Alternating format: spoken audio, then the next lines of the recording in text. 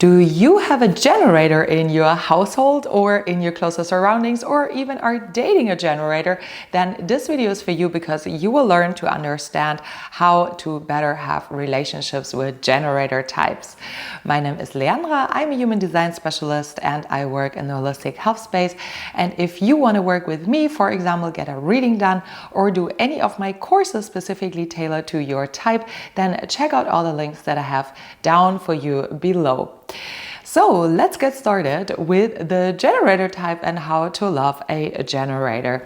So there's 5 different energy types in human design, where we're always building up and how we can see what their strategy is. So meaning how they interact with life and how they're going about meeting other people and meeting life as a whole. It also tells us a lot about their energetic needs, also in society and also on their own. So the generator type is here to come into the execution role, meaning they're here wanting to build something, wanting to work something, wanting to bring their energy into life. So when a generator doesn't have a work or a task or anything to do, that might very quickly drain their energy. So they're the doers of this world. So if you're another type, then you might not necessarily understand that, and you might have challenges understanding why they might be so different than you. Whereas if you are a generator yourself and you are with a generator, then you can probably really well understand how they function and how they are and support each other in that. So if you are with a generator, make sure they get enough movement, make sure they get enough things to do. So if a generator for a really long time is unemployed and doesn't have any hobbies or doesn't have anything they're doing, they're really draining their energy, they're draining their life force energy, and it will suck even more energy out of them. So they need to become active. And the way to make a generator active is by response. When the response is yes, and the excitement and the energy comes, and then a generator wants to enter into something. So if you are with a generator, you can ask them simple yes and no questions and look at their body language, look at the way that they're responding to you. And that can help as well for the generator to find out what they're lit up about, what they want to engage in, what they want to do.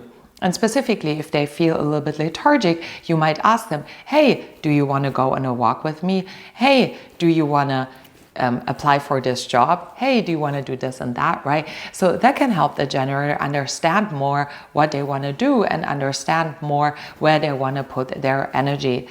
So learning how to read the body language and the energy of the generator can really help you also understand more if they really want to do something or if they don't, because often generators are people pleasers because they think at least they need to say yes to everything.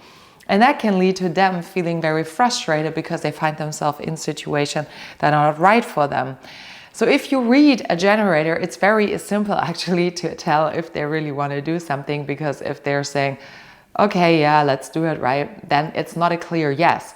If the yes is like, oh yeah, let's go on that walk, I really want to do that, then it's a total different thing. So also what's really important, if you have a generator around you, be accepting of a no, or encourage them also to say their no, so not being these people pleasers, because it will not only feel bad for them, getting them into frustration, but also will feel bad for you because you will feel their frustration and it will not lead you anywhere. So really understanding their no is a huge, huge factor in how you can support your generator, because they have such struggles generally already speaking with saying no. So when the other people react in a weird way about that, it makes it even more complicated. And also encouraging them to get into action.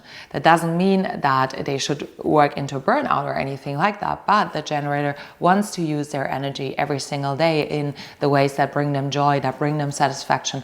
So if they're not doing that, they're not totally balanced, and that will show up in all areas of their life, and in the long run, as I said, bring them in a very deep frustration where they're really drained of their energy. So obviously we don't want that. Then the generator will have moments in their life where they feel a stagnation, when they feel like they cannot go any further.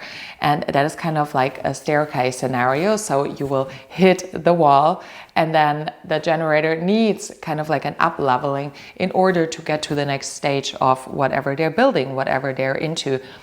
So if you notice that your generator around you has this kind of scenario where they're hitting a wall, encourage them not to give up, encourage them how to keep on going and work through these things. If it's not a baseline frustration, if it's just a momentarily thing, because the generator actually is here to walk in that staircase and become better and better at what they're good at. However, they tend to give up a little bit early when things become challenging, when things become complicated, and then they quit, and that will even more bring them in that frustration state.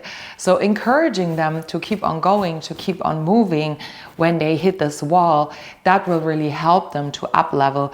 And then again, yes and no question can help them in order to find back their clarity. When a generator is in their flow state and they're really, really involved in whatever they're doing, and have the satisfaction for something, don't push them out of that. Don't take them out or say like, oh, you're doing too much, you're working too much, you should rest. Because once a generator is in that flow state, that is the absolute ideal for a generator. And it feels really harsh if someone tells you, oh, like, don't do this, or you're doing it too much, because that is what a generator is supposed to do, right? Getting into that flow state and losing the track of time or space around them. However, obviously, if you notice they're working themselves into a burnout, which is a different intention, maybe to prove something or maybe to show off or something of that sort, yes, of course, we need to do something, right? But if they're genuinely happy with what they're doing, leave them doing that, because that is where a generator wants to get to, and that is kind of the goal. Generators are very, very open and very receptive. They have this open aura, they have everything coming into them. So sometimes they take on a little bit much in their field.